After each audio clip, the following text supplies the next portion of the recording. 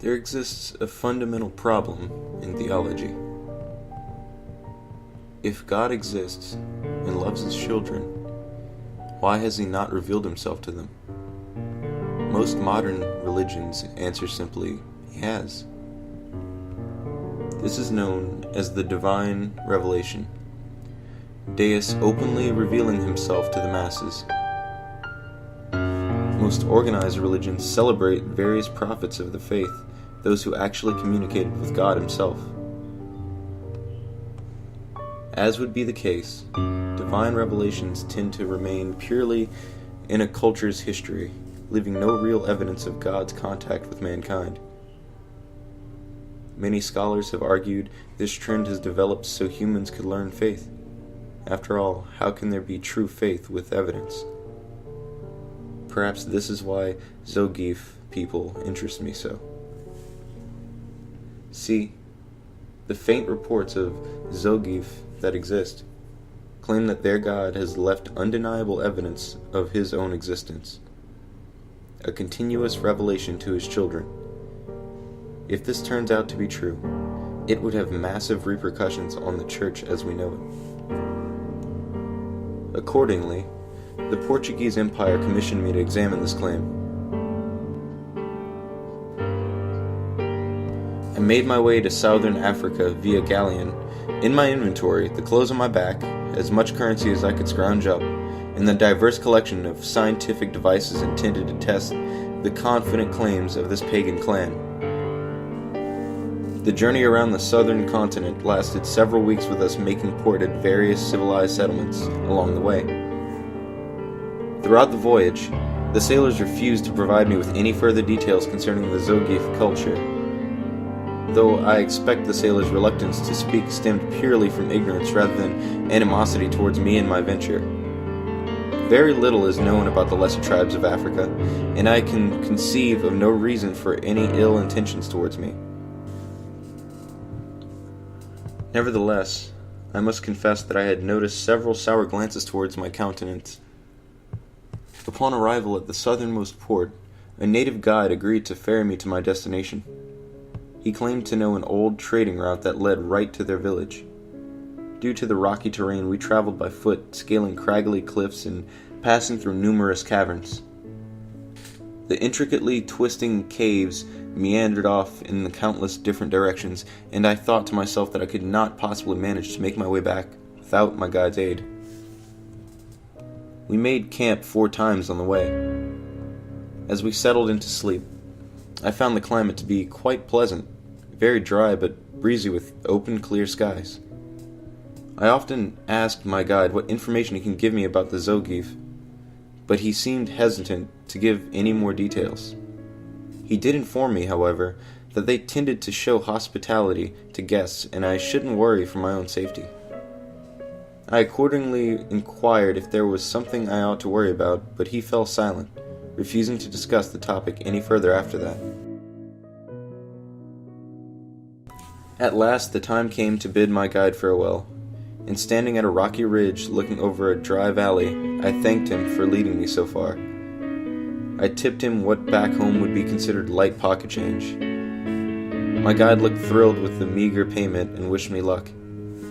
As he turned back the way he came, I considered one last time returning to civilized lands as a nervous knot settled into my gut. Shaking the thought out of my head, I descended the valley wall and crossed the dry earth to where the Zoki dwelled. I made it. Though the Zoki generally avoid contact with the outside world, I found them to be, in my presence, as generally hospitable as my guide had suggested. They provided me with quarter, water, warm food, and a translator, trained years ago at the settlement where I had landed. On the first night, they questioned me around the campfire, wishing to know more about my homeland. Though I often tried to shift the conversation as to learn more about them, they continually turned the conversation right back towards their own interests. I found myself sharing every detail I knew about my own people, while observing very little about them. My translator clearly had not spoken my own language for a long time, often struggling to come up with words. I suspected at a few points that he simply feigned misunderstanding to avoid directly answering my questions, such as when I asked him where the women and children were, none of whom I had encountered during my stay.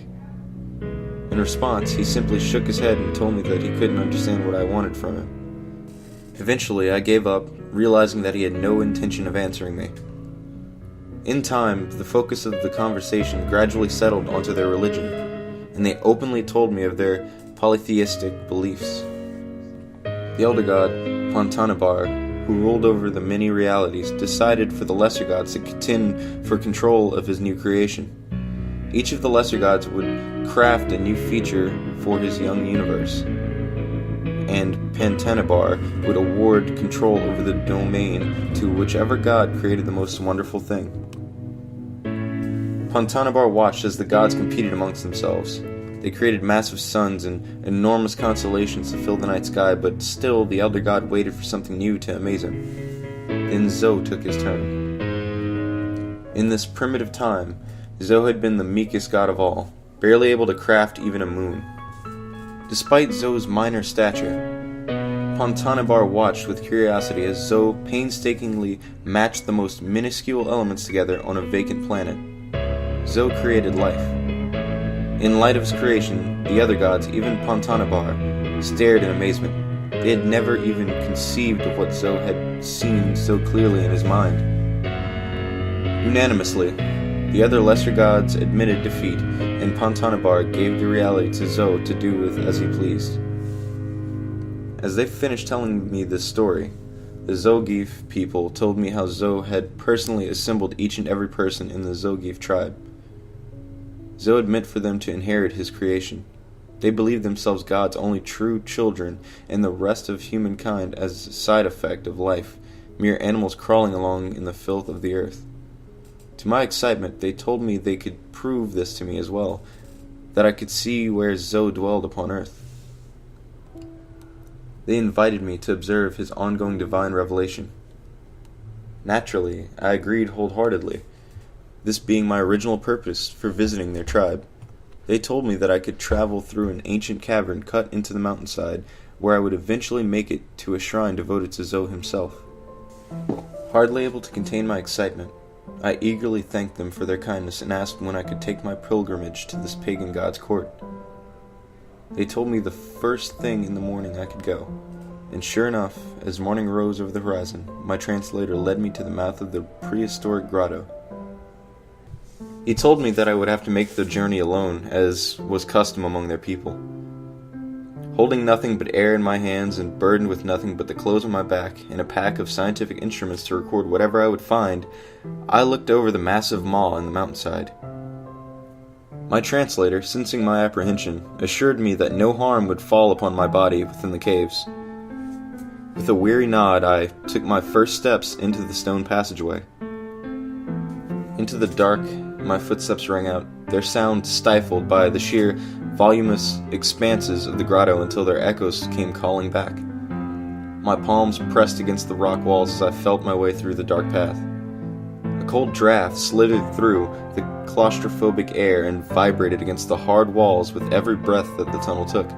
I could feel the breeze pulling into the dark stronger than it pushed back, as though something sucked the air within. My hand pressed against something of different texture.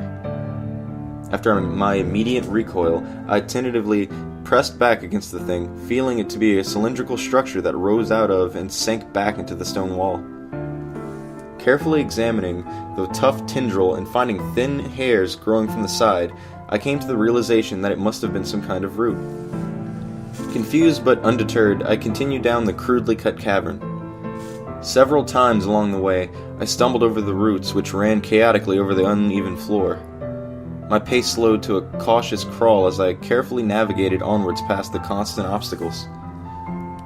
The air grew heavy with moisture, a dripping humidity that clung in damp swaths to my exposed skin, freely intermingling with my sweat. I forced myself to take deep breaths of the warm, wet air, and my lungs struggled to consume any amount of the significantly diluted oxygen. In front of me, a soft red glow appeared. Squinting my eyes, I looked towards the faint light coming from somewhere beyond a sharp turn in the tunnel's path. Led by my own curiosity, I quickly clambered forward. I tripped badly over a root and cursed my own carelessness. Brushing myself off, I made my way around the corner. As my heart sped up in my chest, I peered out into the open corridor beyond and saw the source of the light. A tree. Seemingly impossible, a massive tree sprouted up from the hard stone ground. Thick, but presumably functionless leaves hung down off the wide branches. A deep crimson glow radiated from the luminescent veins running up the trunk. Around the tree, bathed in the red light, the ground leveled out near perfectly. The chamber itself stretched out as far as the eye could make out under the dim light.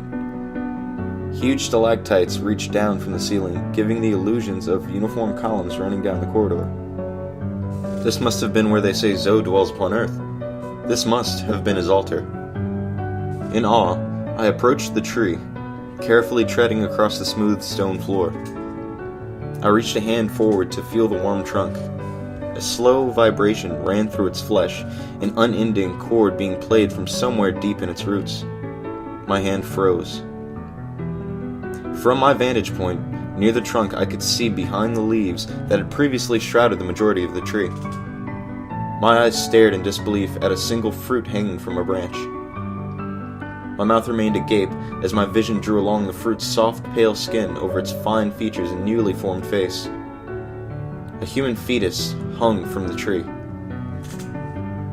Suspended by its umbilical cord, it swayed gently in the drafty air. Above, the thin cord sank into the branch, disappearing somewhere beneath the bark.